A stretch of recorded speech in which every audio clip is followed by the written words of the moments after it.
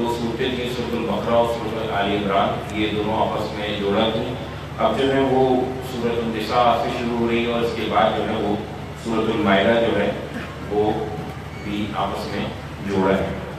इसमें जो बुनियादी मसाइल हैं मुसलमानों के आइली मसाइल और उनका हल, उसको जो है तफसील से देखा जाएगा। मुसलमानों के निकाह वगैरह के मामला और मियां बीवी के दरमियान खुसूसन जब कॉन्फ्लिक्ट या कोई नज़ा पैदा हो जाए तो उसको हल करने की अल्लाह ताला की जो तरतीब है उसको भी हम देखेंगे, किस तरीके से बेहतर उसलूब से उसको हल किया जा सकता है। और जो चूँकि उम्मत की बुनियाद रखी जा रही है, लिहाजा उसकी तरबियत से मुताल्लिक़ जितनी चीज़ें हैं उसको इस सूरत के अंदर जो है वो मौजू बनाया गया है और अहले किताब पर इत्मामी हुज्जत है और मुसलमानों का तज़किया और तत्हीर जो है इस सूरत में अल्लाह पाक जो है वो कर रहे हैं। अल्लाह के नाम से जो सरासर रहमत है, जिसकी शफ़क़त अबदी है, लोगों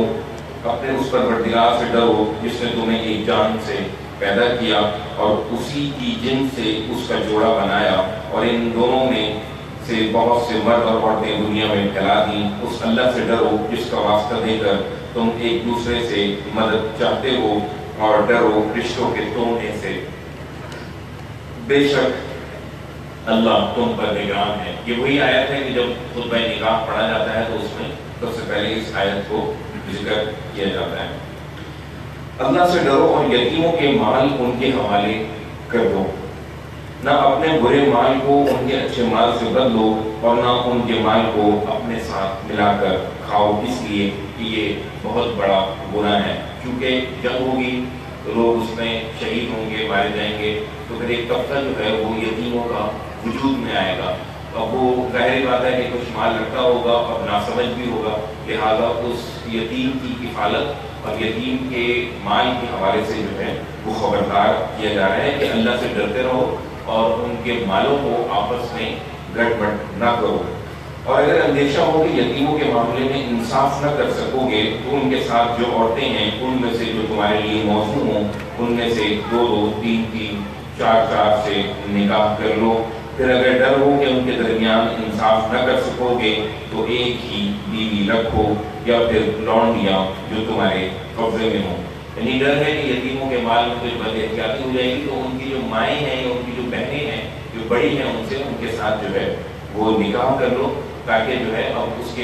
उनके माल को अच्छे तरीके से संभाल भी सको और उनकी किफ़ालत भी कर सको। ये इसके ज़्यादा करीब है कि तुम बेइंसाफ़ी से बचे रहो और इन औरतों को भी इनके महर दो। अब तुम चूँकि यतीम की किफ़ालत की वजह से निकाह कर रहे हो तो कहीं ऐसा ना हो कि इनके महर जो है वो हड़प कर जाओ। नहीं, निकाह में जो है महर उसका लाजमी हिस्सा है, लिहाजा इन औरतों के भी महर दो महर के तरीके से।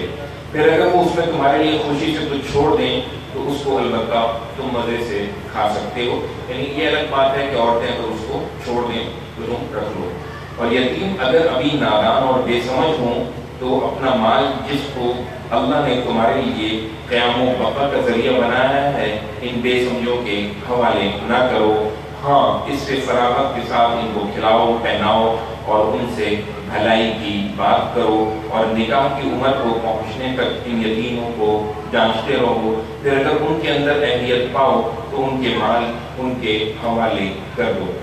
इस अंदेशे से कि बड़े हो जाएंगे उनके माल को उड़ा कर जल्दबाजी करके खा न जाओ। और यतीम का जो सरपरस्त गनी हो उसे चाहिए कि उस माल से परहेज करे और मोहताज हो वो अपने हक़ की खिदमत के तौर पर दस्तूर के मुताबिक उससे फ़ायदा उठाए। फिर जब उनका माल उनके हवाले करने लगो तो उन पर गवाह ठहरा लो। यानी ये किसी को गवाह ठहरा लो, 2 आदमियों को, भाई जब ये बच्चे थे तो इनका माल मुझे इतना मिला था, इसमें से मैंने इनकी कफालत से इतना खर्च किया और कुछ अपना मेहनताना लिया है या मेहनताना नहीं लिया है, ये मैं अपने इनको आपकी मौजूदगी में और गवाह बना के इनके हवाले कर रहा हूँ। और याद रखो कि हिसाब के लिए अल्लाह काफ़ी है। यानी अगर तुम डंडी मारोगे तो अल्लाह फिर तुमसे हिसाब लेगा। तुम्हारे माँ बाप और अक़रबा जो कुछ छोड़ें उसमें मर्दों का भी हिस्सा है और तुम्हारे माँ बाप और अक़रबा जो छोड़ें उसमें औरतों का भी हिस्सा है। ख्वाह ترکہ کم ہو یا زیادہ ایک متعین حصے کے طور پہ، یعنی زمانے جاہلیت میں عورتوں کو جو ہے بالکل وراثت کے مال میں حصہ نہیں دیا جاتا تھا، تو اللہ تعالیٰ نے فرمایا کہ نہیں، جس طرح مردوں کا حصہ ہے اسی طرح عورتوں کا بھی حصہ ہے، بلکہ جو ہے خود عورت جو ہے وہ وراثت میں چلی جاتی ہے۔ اگر کسی آدمی کا انتقال ہوا ہے تو اس کی جو بیوی ہے اور اس کا جو مال تقسیم ہوگا، اس مال میں اس کی بیوی بھی تقسیم ہو جائے گی۔ مال اگر بھائی کے پاس چلا گیا ہے اس کا، تو اس کی بیوی بھی بھائی کے پاس چلی جائے گی۔ تو اللہ تعالیٰ نے اس چیز کو ختم کیا اور فرمایا کہ نہیں، عورتوں کا بھی وراثت میں حصہ ہے۔ لیکن تقسیم کے موقع پر جب قریبی اعزا اور یتیم اور مسکین وہاں آ جائیں تو ان میں سے ان کو بھی کچھ دے دو اور ان سے بھلائی کی بات کرو۔ ان لوگوں کو ڈرنا چاہیے کہ جو اگر اپنے پیچھے ناتواں بچے چھوڑتے تو ان کے بارے میں انہیں بہت کچھ اندیشے ہوتے۔ یہاں اللہ تعالیٰ نے مکافات عمل کی طرف اشارہ کر دیا، یعنی اس چیز میں ڈرنا چاہیے کہ تمہیں آج کسی یتیم کی مال کے اوپر نگہبان بنایا جا رہا ہے، کہیں ایسا نہ ہو کہ کل تم بھی بچے چھوڑ کے چلے جاؤ اور پھر جو ہے تمہارے بچوں کا انحصار جو ہے کسی اور کے اوپر ہو۔ لہٰذا ڈرو اللہ سے کہ یہ مکافات عمل بھی ہو سکتا ہے۔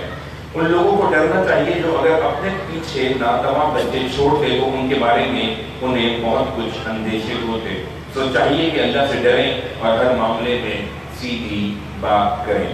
سنو، خبردار رہو، یہ حقیقت ہے کہ جو لوگ یتیموں کا مال ناحق کھاتے ہیں وہ اپنے پیٹ میں آگ ہی بھرتے ہیں اور عنقریب وہ دوزخ کی بھڑکتی آگ میں پڑیں گے۔ یعنی یتیموں، ایک تو کسی کا مال کھانا ناجائز ہے، پھر ایک یتیم جس کا والد جو ہے وہ دنیا سے جا چکا ہے اور اس کا کوئی کفالت کرنے والا نہیں ہے، تو اگر ایسے شخص کا یا ایسے طبقے کا تم اگر مال کھاؤ گے تو کبھی تم سکون نہیں پا سکو گے۔ یہ ایسے ہی ہے کہ تم اپنے پیٹ میں آگ کو بھرو گے اور پھر دوزخ کی بھڑکتی آگ میں بھی آخرت میں جاؤ گے۔ تمہاری اولاد کے بارے میں اللہ تمہیں ہدایت کرتا ہے کہ ان میں سے لڑکے کا حصہ 2 لڑکیوں کے برابر ہے۔ اب یہاں اللہ تعالیٰ وراثت کی جو مال کی جو تقسیم ہے اس کے حصے بکرے کس طریقے سے ہوں گے اس کو تفصیل سے بیان کر رہا ہے کہ لڑکے کا حصہ دگنا ہے لڑکیوں کے مقابلے میں۔ پھر اگر اولاد میں لڑکیاں ہی ہوں اور وہ 2 یا 2 سے زیادہ ہوں تو انہیں ترکے کا 2/3 دیا جائے، اور اگر ایک ہی لڑکی ہو تو اس کے لیے آدھا ہے۔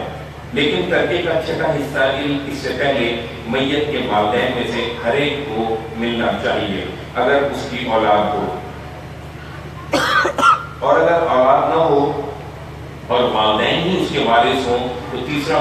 حصہ اس کی ماں کا ہے اور باقی اس کے باپ کا۔ لیکن اس کے بھائی بہن ہوں تو ماں کے لیے وہی چھٹا حصہ ہے اور باپ کے لیے بھی وہی چھٹا حصہ ہے۔ یہ حصے اس وقت دیے جائیں جب وصیت جو اس نے کی ہو وہ پوری کر دی جائے اور قرض اگر ہو تو ادا کر دیا جائے۔ یہ بات اللہ تعالیٰ تاکید کے طور پر فرما رہا ہے کہ میت کا جو ترکہ ہے یہ سب سے پہلے جو ہے وہ تقسیم نہیں کیا جائے گا، سب سے پہلے اس کی جو وصیت ہے اس کو دیکھا جائے گا،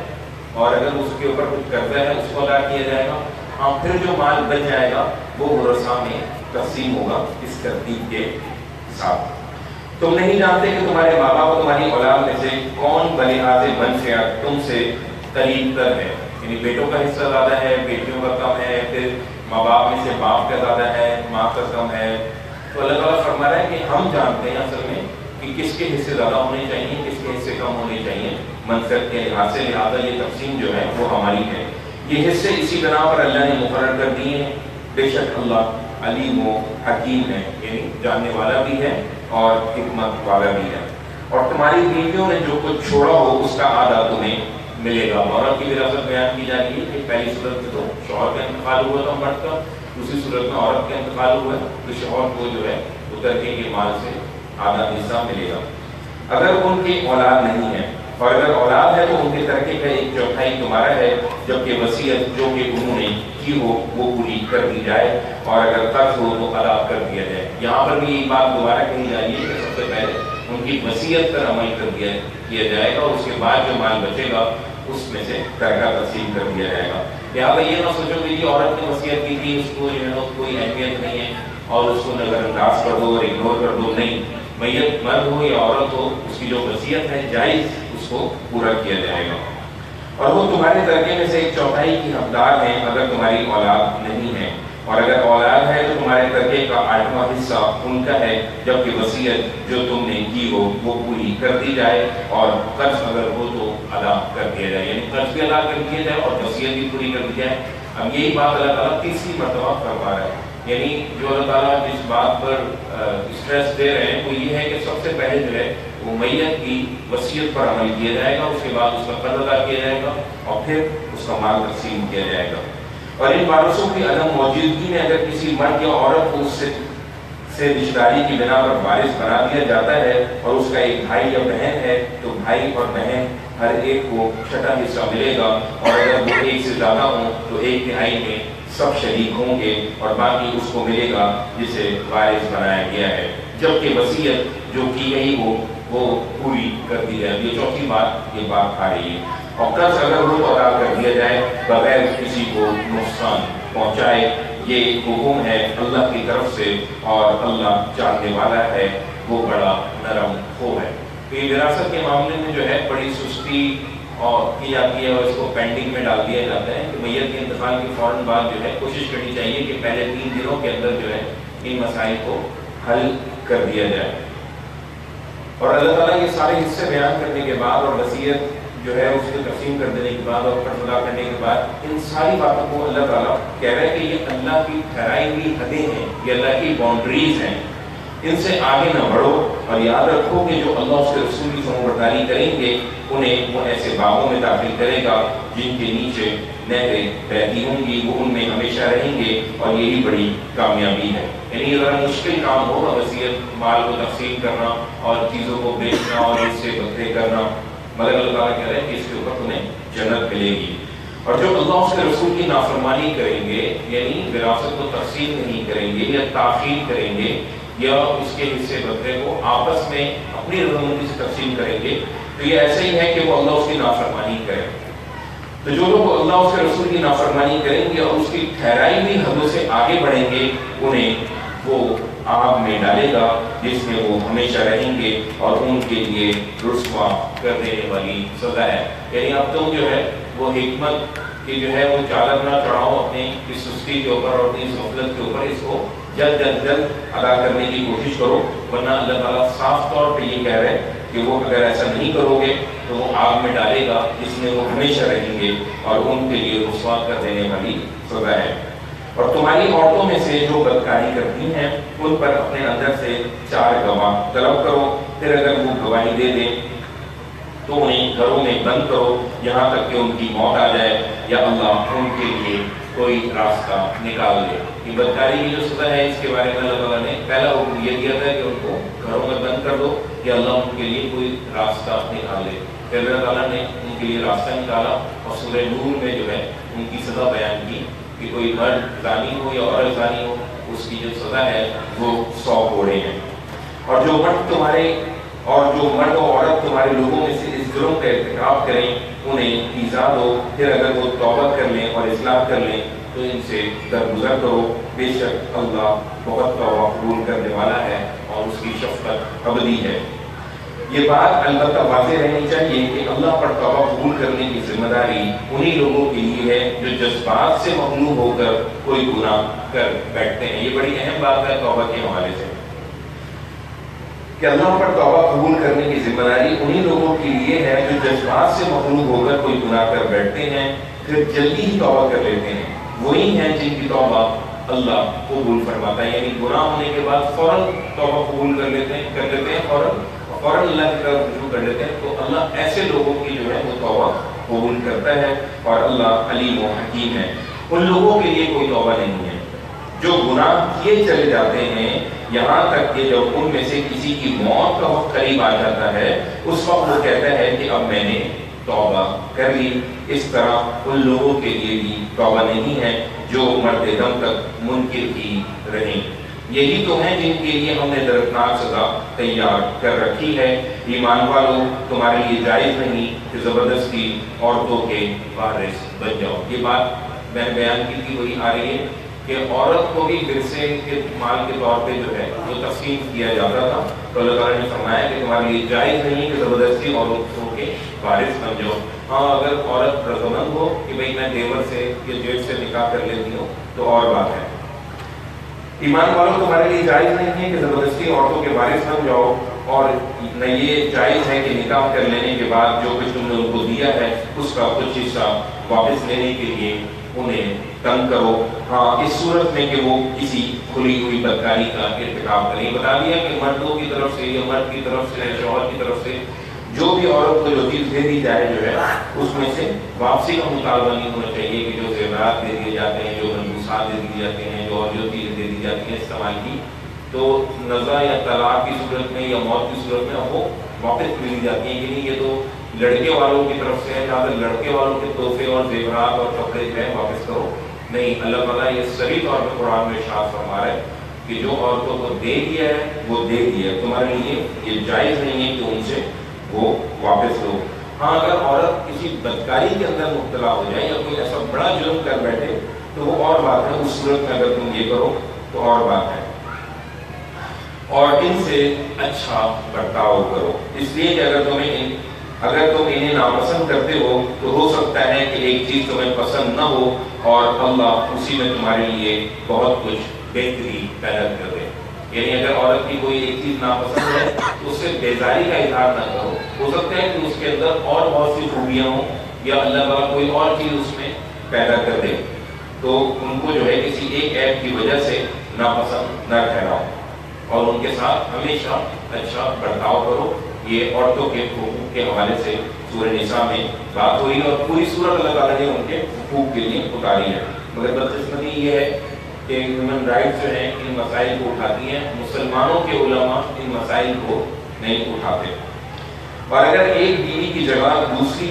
بیوی لے آنے کا ارادہ کر لو اور تم نے ان میں سے کسی کو ڈھیر و مال بھی دے رکھا ہو تو اس میں سے کچھ واپس نہ لو. دوسری شادی کرو اور ایک کو اگر فارغ کر دو تب بھی اس صورت میں ان سے مال واپس نہ لو جو تم نے ان کو دیا ہے. کیا تم بہتان لگا کر اور کھلی ہوئی ہاتھ تلخی کر کے اسے لوگے، اور کس طرح لوگے جبکہ تم ایک دوسرے کے آگے بے حجاب ہو چکے ہو اور وہ تم سے پختہ عہد لے چکی ہیں. یعنی یہ کسی طرح بھی جائز نہیں ہے. تم نے نکاح کیا اور رخصتی ہوئی اور فائدہ بھی اٹھا لیا اور اب جو ہے وہ مال ان سے واپس لے رہو، تو یہ کیسے لے سکتے ہو؟ کسی طرح بھی تم سے یہ کرنا جائز نہیں ہے.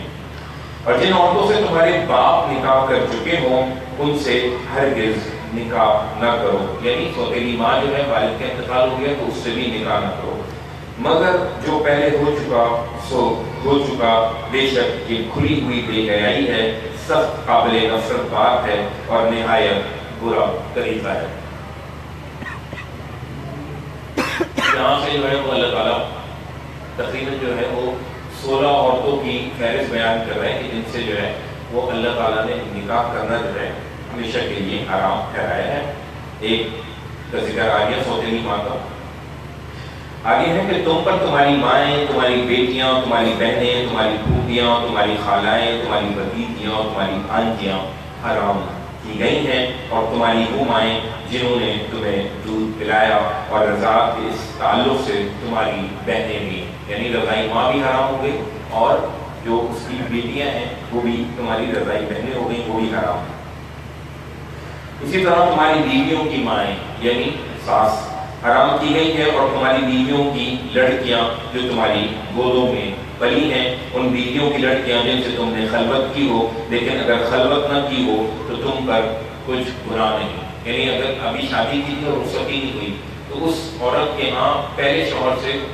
کوئی لڑکی ہے تو وہ تمہارے اوپر حرام کر دی گئی ہے اگر رخصتی ہو گئی، اور اگر رخصتی نہیں ہوئی ہے تو اس لڑکی سے تم شادی کر سکتے ہو. اور تمہاری سلبی بیٹوں کی بیویاں بھی، یعنی تمہاری جو سگے بیٹوں کی جو بیویاں ہیں یعنی بہویں، وہ بھی حرام ہیں. اور یہ بھی حرام ہے کہ تم دو بہنوں کو ایک ہی نکاح میں جمع کرو، یعنی بیوی بھی ہو اور سالی بھی ایک نکاح میں. مگر جو ہو چکا سو ہو چکا، اللہ یقیناً بخشنے والا ہے، اس کی شفقت ابدی ہے. اور وہ عورتیں بھی تم پر حرام ہیں جو کسی کے نکاح میں ہوں، اللہ یہ کہ وہ تمہاری ملکیت میں آ جائیں. یہ اللہ کا قانون ہے جس کی پابندی تم پر لازم کی گئی ہے.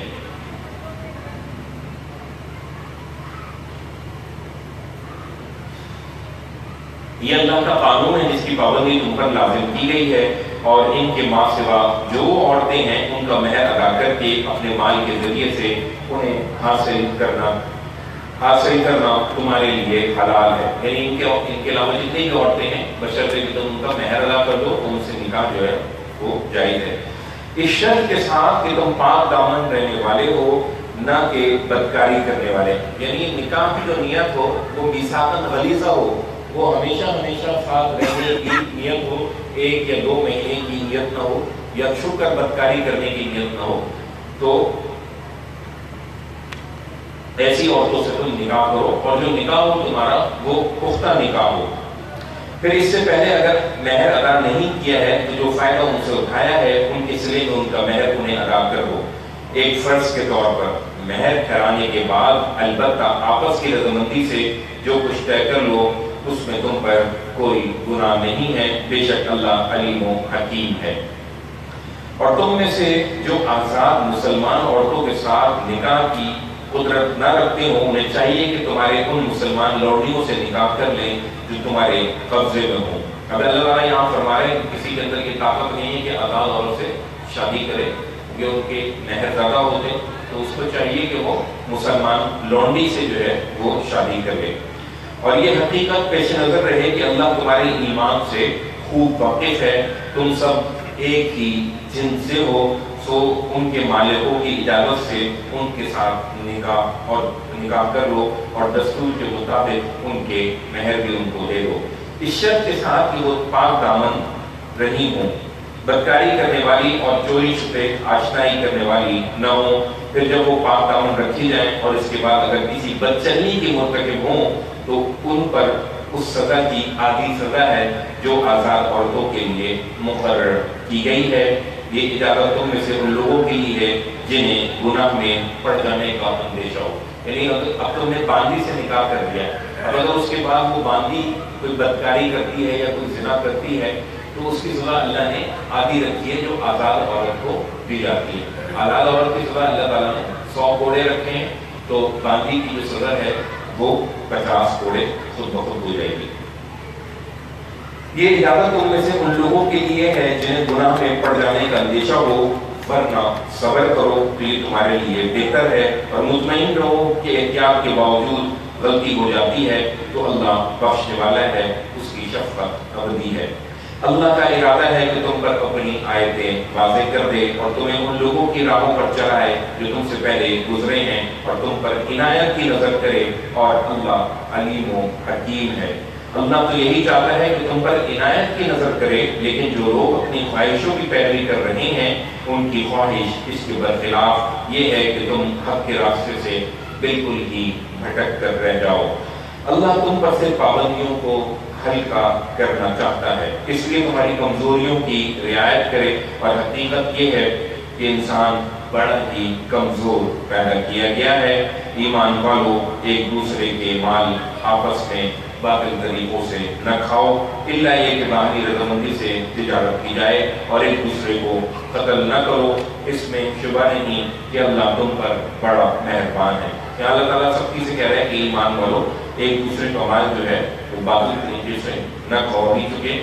یتیموں کا بھی ذکر ہوا ہے، اس کے بعد عورتوں کی بھی بات ہو رہی ہے کہ جو مال تم دے چکے ہو وہ ان سے واپس نہ لو، جو مہر دینے کا وعدہ کر دیا وہ بھی پورا کر دو، اس میں بھی ڈنڈی نہ مارو۔ لہذا ایک دوسرے کا مال باطل طریقے سے نہ کھاؤ، الا یہ کہ باہمی رضامندی سے تجارت کی جائے، اور ایک دوسرے کو قتل نہ کرو، اس میں شبہ نہیں کہ اللہ تم پر بڑا مہربان ہے۔ اور یاد رکھو کہ جو لوگ ظلم و زیادتی کے ساتھ ایسا کریں گے ان کو ہم ضرور ایک سخت بھڑکتی ہوئی آگ میں جھونک دیں گے، اور یہ اللہ کے لیے بہت ہی آسان ہے۔ ان گناہوں سے بچو، اس لیے کہ تمہیں جن چیزوں سے منع کیا جا رہا ہے ان کے بڑے بڑے گناہوں سے اگر تم بچتے رہو تو تمہاری چھوٹی برائیوں کو ہم تمہارے حساب سے ختم کر دیں گے اور تمہیں عزت کی جگہ داخل کریں گے۔ یعنی اگر بڑے گناہوں سے جن سے روکا جا رہا ہے، ان سے تم اگر رک جاتے ہو شعوری طور پہ، جو چھوٹے گناہ تم سے بے احتیاطی میں یا بھولے چکے سے ہو جاتے ہیں تو ہم اس کو خود ہی معاف کر دیں گے۔ اور جو کچھ اللہ نے تم میں سے ایک دوسرے پر ترجیح دی ہے اس کی तमन्ना न करो, इसलिए कि मर्दों ने जो कुछ कमाया है उसका हिस्सा उन्हें मिल जाएगा और औरतों ने जो कुछ कमाया है उसका हिस्सा उन्हें भी लाज़मन मिल जाएगा। एक दूसरे से आगे बढ़ने की तमन्ना हो तो इस मैदान में आगे बढ़ो और इसके लिए अल्लाह से उसका फजल हिस्सा मांगो, उसके फजल का हिस्सा मांगो। यकीनन अल्लाह हर चीज़ का इल्म रखता है। यानी इन चीज़ों में आगे बढ़ने की कोशिश न करो कि अगर अल्लाह ने किसी को मालदार पैदा किया है या हसब नसब वाला पैदा किया है या किसी ओहदे के साथ पैदा किया है तो उसमें आगे बढ़ने की कोशिश न करो। असल आगे बढ़ने की जो चीज़ें हैं वो तो है नेकियां और आखिरत है।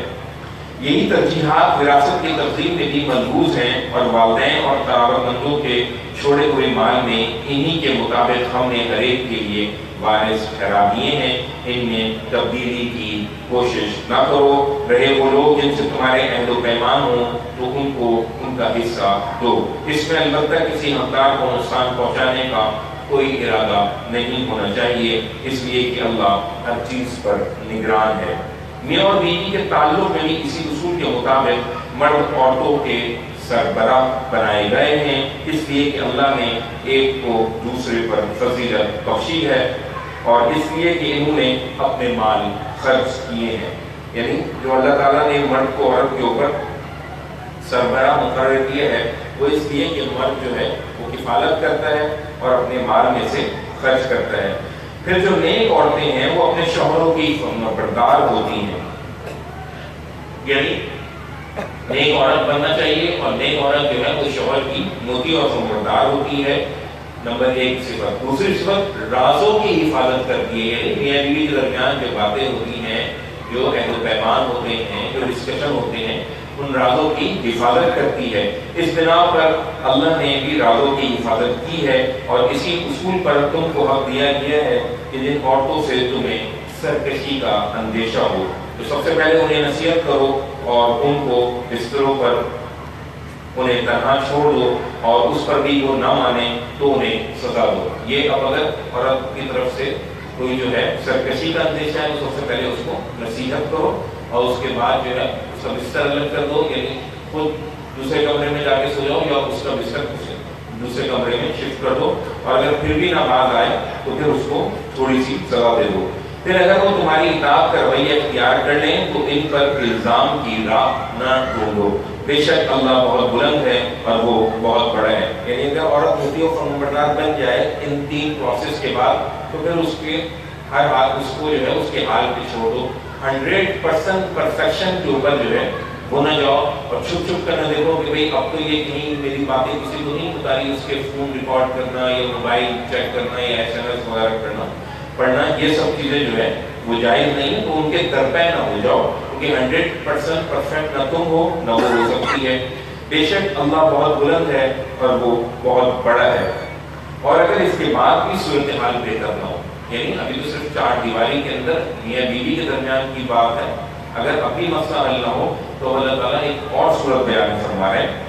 और अगर इसके बाद भी सूरत हाल बेहतर न हो और तुम मियाँ और बीवी के दरमियान इख्तिलाफ का अंदेशा महसूस करो तो एक हकम यानी एक सालिस मर्द के लोगों में से और एक औरत के लोगों में से मुकर्रर कर दो। इससे तवक्को है कि अगर मियाँ बीवी दोनों इस्लाह चाहेंगे तो अल्लाह उनके दरमियान मुआफ़क़त पैदा कर देगा। बेशक अल्लाह अलीम और खबीर है। और तुम सब अल्लाह की बंदगी करो और उसके साथ किसी चीज़ को शरीक न ठहराओ। वालिदैन के साथ अच्छा बर्ताव करो। यानी इस हुक्म को याद लाने का मकसद ये है कि मर्द सरकश हो या औरत सरकश हो तो उसकी वजह क्या होगी कि अल्लाह की जो हुक्म है और उसकी जो इताअत जो है उससे बाहर आने की कोशिश करते हैं या किसी एक के अंदर जो है वो तक़वे की कमी पैदा हो जाती है। तो अल्लाह से नहीं डरता तो फिर वो शौहर की इताअत करती है और शौहर जो है वो बीवी का लिहाज करता है। तो अल्लाह कह रहे हैं कि तुम सब यानी मियाँ बीवी दोनों और सारा माशरा और सोसाइटी सब मिलकर अल्लाह की बंदगी करो। तो जब तुम सब सही हो जाओगे तो माशरा तो बहुत ठीक हो जाएगा। तो सब मिलकर अल्लाह की बंदगी करो और उसके साथ किसी चीज़ को शरीक न ठहराओ। والدین کے ساتھ اچھا برتاؤ کرو، اور قرابت مندوں، یتیموں، مسکینوں اور رشتہ دار پڑوسیوں اور اجنبی پڑوسیوں اور ہم نشینوں کے ساتھ بھی حسن سلوک سے پیش آؤ۔ اسی طرح مسافروں اور لونڈی غلاموں کے ساتھ جو تمہارے قبضے میں ہوں۔ اللہ ان لوگوں کو پسند نہیں کرتا جو اتراتے اور اپنی بڑائی پر فخر کرتے ہیں، جو خود بھی بخل کرتے ہیں اور دوسروں کو بھی اس کا مشورہ دیتے ہیں، اور اللہ نے اپنے فضل میں سے جو کچھ انہیں دیا ہے اسے چھپاتے ہیں، یعنی مال و دولت دیا ہے تو اس کو چھپاتے ہیں۔ ایسے ناشکروں کے لیے ہم نے ذلیل کر دینے والا عذاب تیار کر رکھا ہے جو اپنے مال لوگوں کو دکھانے کے لیے خرچ کرتے ہیں۔ یہ بھی نہ ہو کہ تم بالکل مال خرچ نہ کرو، اور یہ بھی نہ ہو کہ تم لوگوں کو ریا کے لیے اور دکھانے کے لیے مال خرچ کرو۔ جو اپنے مال لوگوں کو دکھانے کے لیے خرچ کرتے ہیں اور نہ اللہ کو مانتے ہیں اور نہ قیامت کے دن پر ایمان رکھتے ہیں، ان کا ساتھی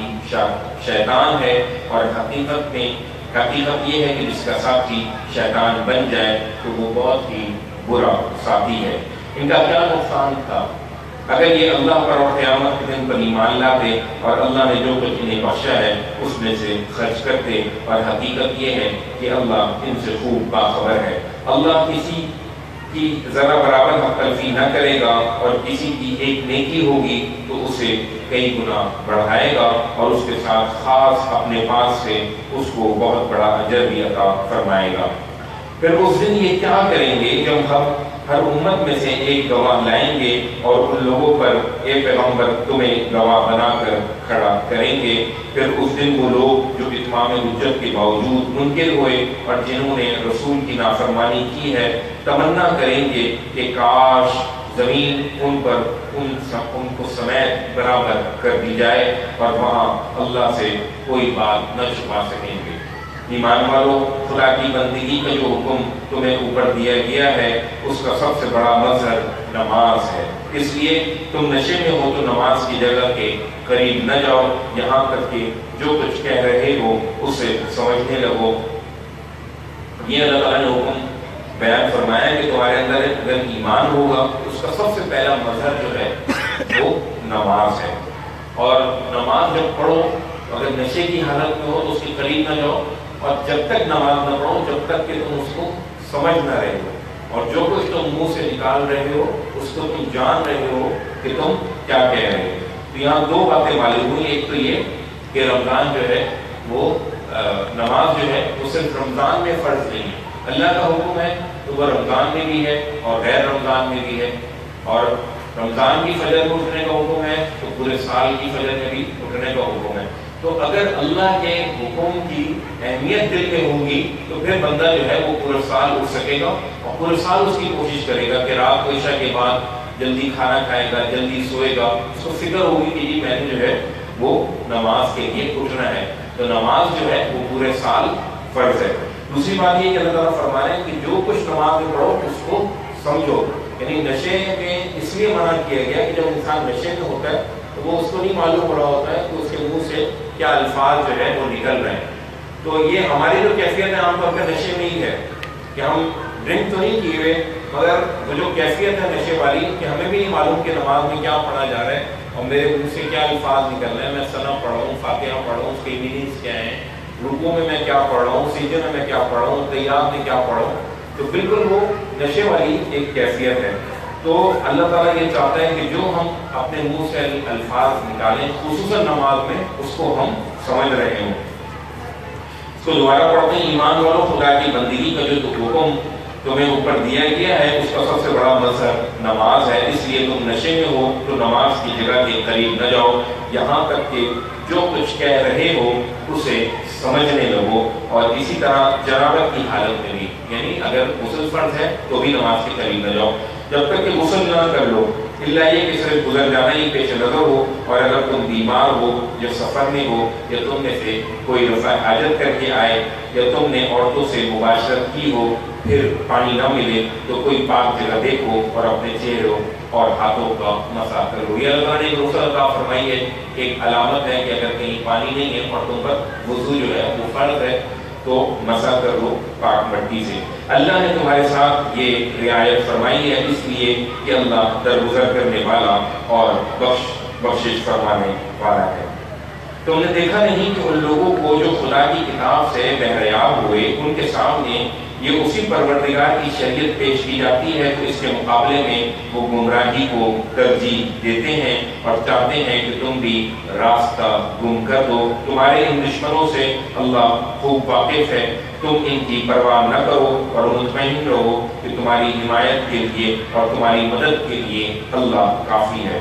फिर इनमें से बिलखुसूस यहूद का एक ग्रोह ज़बान को तोड़ मोड़ कर और दीन पर तान करते हुए लफ्ज़ों को उनके मौक़े महल से हटा देता है और समेना वासैना, यानी हमने सुना और नाफरमानी की, इस्मा गैर मुस्मईन, सुना और हमने नहीं सुना, और रायना कहते हैं, जैसे कि इसकी तफसील गुजर चुकी है। अब अल्लाह ताला यहाँ पे सिर्फ इशारा कर रहा है, जबकि हकीकत ये है अगर वो समेना वाताना कहते हैं कि हमने सुना और इताअत की, इस्मा और सुनो, उन्जुरना रायना के जगह उन्जुरना कहते हैं कि हमारी तरफ नजर करम कीजिए, तो इनके लिए ये बेहतर होता और मौका महल के मुताबिक भी।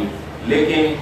उनके मुनकर हो जाने के बाइस अल्लाह ने उन पर लानत कर दी है, इसलिए वो कम ही ईमान लाएंगे। कि वो लोगों जिन्हें किताब दी गई उस चीज़ को मान लो जो हमने उन चीज़ों की तस्दीक में उतारी है जो खुद तुम्हारे पास मौजूद है।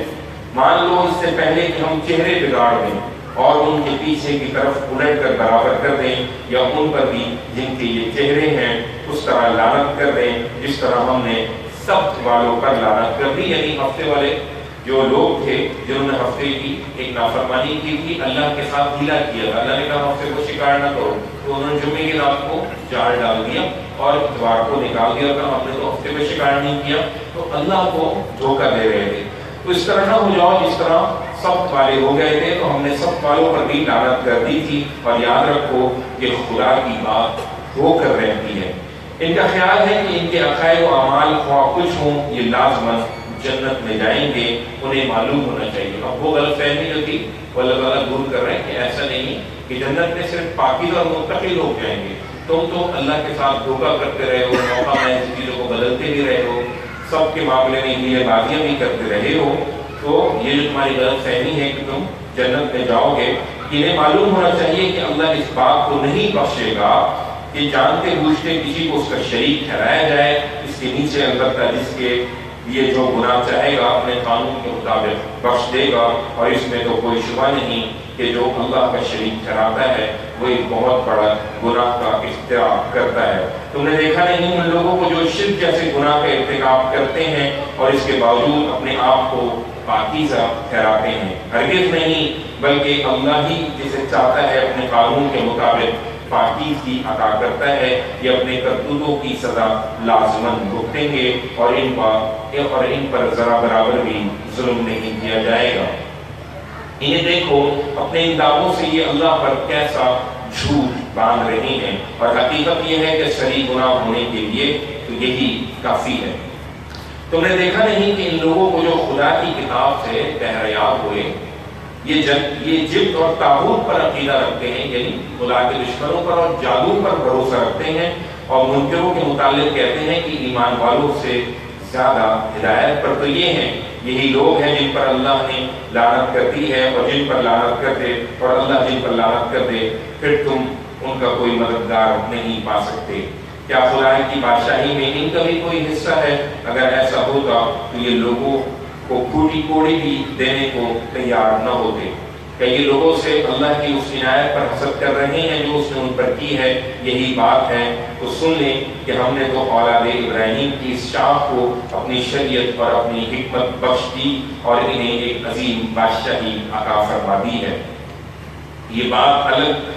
अलग है कि अभी तक इन्होंने इसकी कदर नहीं पहचानी। सो इनमें ऐसे भी हैं जो इस हिकमत और इस शरीयत पर ईमान लाए हैं, और ऐसे भी हैं जो इससे मुंह मोड़ गए हैं। इसी तरह के लोगों के लिए दोज़ख की भड़कती आग ही काफी है जिन लोगों ने हमारी आयतों को मानने से इनकार कर दिया है। उन्हें हम अनकरीब एक बड़ी आग में झोंक देंगे, उनकी खालें जब पक जाएंगी हम उनकी जगह दूसरी खाल पैदा कर देंगे ताकि वो खूब अजाब का मजा चखें। बेशक अल्लाह अजीज व हकीम है, اور جو لوگ ہماری آیتوں پر ایمان لائے اور نیک عمل کیے ان کو عنقریب ہم ایسے باغوں میں داخل کریں گے جن کے نیچے نہریں بہتی ہوں گی، وہ ان میں ہمیشہ رہیں گے، ان کے لیے وہاں پاکیزہ بیویاں ہوں گی اور انہیں ہم گھنی چھاؤں میں رکھیں گے۔ ایمان والو، اللہ نے تمہیں ایک عظیم بادشاہی عطا کرنے کا فیصلہ کیا ہے، تو اس موقع پر اللہ تمہیں ہدایت کرتا ہے کہ امانتیں ان کے حقداروں کو ادا کر دو، اور جب لوگوں کے درمیان فیصلہ کرو تو انصاف کے ساتھ فیصلہ کرو۔ نہایت اچھی بات یہ ہے کہ جس کی اللہ تمہیں نصیحت کرتا ہے، بے شک اللہ سننے والا اور دیکھنے والا ہے۔ جب لوگوں کے درمیان حکم کے لیے فیصلہ بنایا جائے تو حسب نسب یا مال و دولت یا عہدہ یا اس کی طاقت کو نہ دیکھو، بلکہ انصاف کے ساتھ جو ہے وہ فیصلہ کرو۔ ایمان والو، یہ خدا کی بادشاہی ہے، اس میں اللہ کی اطاعت کرو، اس کے رسول کی اطاعت کرو، اور ان کی بھی جو تم میں سے معاملات کے ذمہ دار بنائے جائیں، یعنی جو تمہارے حکمراں ہیں۔ پھر اگر کسی معاملے میں تمہارا اختلاف رائے ہو تو فیصلے کے لیے اسے اللہ اس کے رسول کی طرف لوٹا دو۔ اگر تم اللہ پر اور قیامت کے دن پر ایمان رکھتے ہو، یہ بہتر ہے، انجام کے لحاظ سے بھی اچھا ہے۔ تم نے دیکھا نہیں ان لوگوں کو جو دعویٰ کرتے ہیں کہ وہ اس پر بھی ایمان لائے ہیں جو تم پر نازل کیا گیا ہے، اور اس پر بھی جو تم سے پہلے نازل کیا گیا تھا، مگر چاہتے ہیں کہ اللہ اور رسول کو چھوڑ کر اپنے معاملات کے فیصلے کے لیے اسی سرکش کی طرف رجوع کریں جو بدی کا سرغنہ ہے۔ درحال ہے کہ انہیں ہدایت کی گئی تھی اس کا انکار کر دیں، یہ شیطان کے پیرو ہیں، اور شیطان چاہتا ہے کہ انہیں دور کی گمراہی میں ڈال دے۔ جب ان سے کہا جاتا ہے کہ اللہ کی اتاری ہوئی کتاب اور اس کے رسول کی طرف آؤ، تو ان منافقوں کو تم دیکھتے ہو کہ وہ تم سے صاف کترا جاتے ہیں، مگر اس وقت کیا ہوگا جب ان کے ہاتھوں کی لائی ہوئی کوئی مصیبت ان پر آ پڑے گی، پھر یہ خدا کی قسمیں کھاتے ہوئے تمہارے پاس آئیں گے، ہم نے صرف بہتری ہی چاہی تھی، ہم تو یہی چاہتے تھے کہ کچھ موافقت پیدا ہو جائے۔ یہ وہ لوگ ہیں کہ اللہ جانتا ہے جو کچھ ان کے دلوں میں ہے، تو ان سے اعراض کرو اور انہیں نصیحت کرو، اور ان کے بارے میں ان کے ساتھ اس انداز سے بات کرو کہ وہ دلوں میں اتر جائے۔ انہیں بتاؤ کہ ہم نے جو رسول بھی بھیجا ہے اسی لیے بھیجا ہے اللہ کے اذن سے کہ اس کی اطاعت کی جائے، یعنی رسول کو بھیجنے کا مقصد اس کی لازم اطاعت ہوتا ہے، آپشنل معاملہ نہیں ہوتا کہ جس کی مرضی آئے مانے، جس کی مرضی آئے نہ مانے، نہیں، اللہ کے اذن سے آتا ہے نمبر ایک، اور اس لیے آتا ہے کہ اس کی لازماً اطاعت کی جائے۔ انہیں بتاؤ کہ رسول کی عدالت کو چھوڑ کر انہوں نے ایک بڑے جرم کا ارتکاب کیا ہے۔ اگر یہ اس وقت ہماری خدمت میں حاضر ہو جاتے جب انہوں نے اپنی جان پر ظلم اٹھایا تھا، پھر اللہ سے معافی مانگتے اور رسول بھی ان کے لیے معافی کی درخواست کرتا، تو اللہ تو توبہ قبول کرنے والا اور اس کو مہربان پاتے۔ لیکن نہیں، اے پیغمبر، تمہارے پروردگار کی قسم، یہ لوگ کبھی مومن نہیں ہو سکتے جب تک کہ اپنے اختلافات میں تمہیں کو فیصلہ کرنے والا نہ مان لیں۔ پھر جو تم فیصلہ کر دو اس پر اپنے دلوں میں کوئی تنگی محسوس کیے بغیر اس کے آگے سر تسلیم خم نہ کر دیں۔ یہ ایمان کا دعویٰ کرتے ہیں، اور حقیقت یہ ہے کہ اگر ہم ان پر فرض کر دیتے ہیں کہ اپنے لوگوں کو قتل کرو یا اپنے گھروں کو چھوڑ کر نکل آؤ، جس طرح ہم نے موسیٰ کے زمانے میں کیا تھا، تو ان میں سے کم ہی لوگ اس حکم کی تعمیل کرتے۔ اس وقت جو نصیحت انہیں کی جا رہی ہے، یہ اگر اس پر عمل کرتے تو ان کے حق میں بہتر ہوتا، اور اس کے نتیجے میں یہ دین پر زیادہ ثابت قدمی کے ساتھ جمے رہتے۔ یہ ایسا کرتے تو انہیں ہم اپنی طرف سے بہت بڑا اجر عطا کرتے اور انہیں ایسی راہ کی ہدایت بخشتے۔ انہیں بتاؤ کہ جو اللہ اس کے رسول کی اطاعت کریں گے وہی ہیں جو ان لوگوں کے ساتھ ہوں گے جن پر اللہ نے انعام فرمایا ہے، یعنی انبیاء، صدیقین، شہداء اور صالحین۔ کیا ہی اچھے ہیں یہ رفیق، یہ اللہ کی عنایت ہے اور اس کے لیے اللہ کا علم کافی ہے۔ وآخر دعوانا الحمدللہ رب العالمین۔